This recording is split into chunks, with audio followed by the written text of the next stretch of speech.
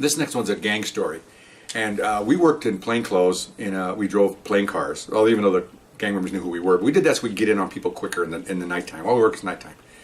So we're with a partner, and we always had, we weren't supposed to, but we carried extra weaponry with us. Because those detective cars don't have racks for shotguns. You're supposed to keep a shotgun in a rack, like in a black and white, in case you need it. Well, we were a little bit A-plus gang officers, so we take the shotguns and put them in the trough next to the seats, upside down, ready to go. They weren't loaded. They were loaded, but they weren't. There wasn't one in the chamber, so there's no chance of a round going off. Made sure of that. So that's what we carried. Even though we're in suits, you never know what we might encounter. So we're driving around one time in the northern part of the city. This is all gang, heavy gang, Latino gang area, and description comes out of a vehicle that's involved in the drive-by shooting, and most of the plate comes out, one of those lowrider cars. So we're driving looking for it. Some of the times we'll park at the curb or back into a driveway of a business and we'll watch the cars go by because we know the area. The last place, unlike some of these cop stories you see on TV, when you have a robbery, the last place you want to be is at the robbery scene. That's the last place the crook's going to be, okay? He ain't going to be there. Now, if you're going to take the report, that's fine. But everybody else should be. I never went to the crime scene, ever. I always drove perimeter. I always try to go not the big roads, because that's where the crooks avoid, because they know the cops are there. The middle or smaller roads, that's where we hang out. That's where they're going to go down to the side street. So sure enough, we're on a side street, and here comes the car, and it's the car. Two guys in it. It's the car. We get in behind it. We put out a broadcast for backup. I look at the plate. It's the car. There's no doubt about it. They haven't seen us yet. We're behind them in traffic. It's nighttime. A lot of hills up there. So I put out a backup. We're following the car. Blah blah blah. Okay, fine. So I'm the passenger officer, so I'm reaching down for the shotgun. I said, I got the shotgun. Okay, fine. So grab the shotgun. Comes off the road. Goes up a hill, and we had a spotlight, so we hit him with the spotlight. They look back, and they stop. We had a red light on them. And now they stop, and we're yelling, the windows are down, we're yelling, I got the shotgun, I'm yanking around the chamber, I'm over the door, he's over here yelling at them, he's the one that controls it. And nobody move, put your hands up, nobody move. Oh, 4 hands are up, so we're waiting. I said, this is wait for backup. Okay, they're supposed to be armed, all that good stuff, okay, so we're waiting. So, in those days, we all drove, the detective cars were all Plymouth Satellites, big 4-door monsters, okay? Some of you people may know those big cars. So, they had a distinct sound when they were floored, motor. You could tell they're cop cars. So, we hear one coming up the road. Here comes our backup. I'm not turning around, but my partner says, backup's here. Car pulls up behind us. High beams are on. They're right behind us. All right, so we order the passenger out. He comes back, he's on the ground like TV, arms out, I'm covering him. Driver come out, driver comes out, he's down.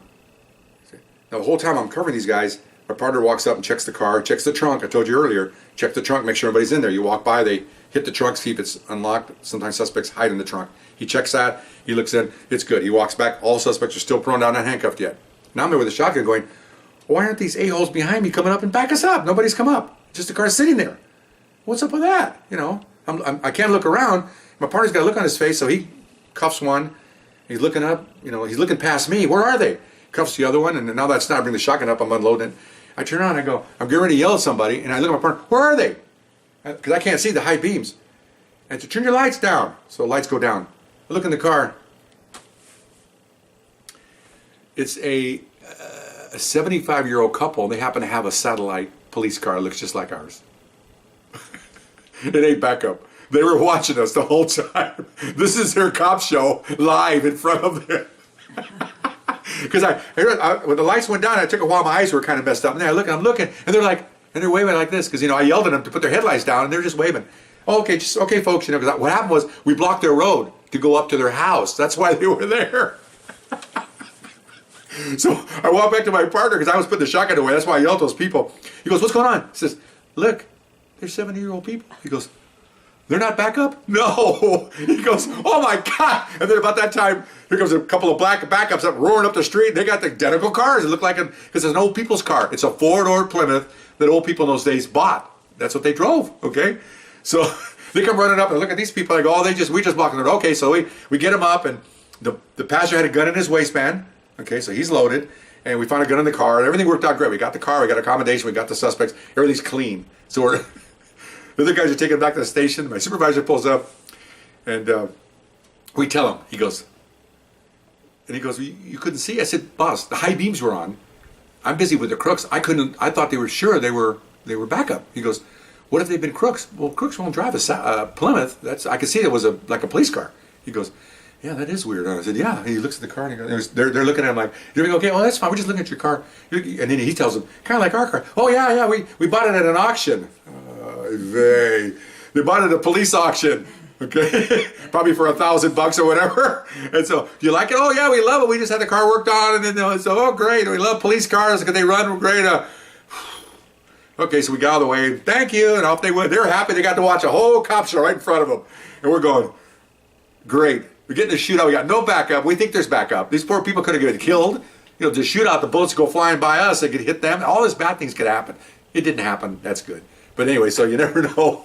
Anyway, that's a weird story there. But anyway, so everything turned out okay. Bad guys went to jail, and they were happy. They saw people got to watch a show.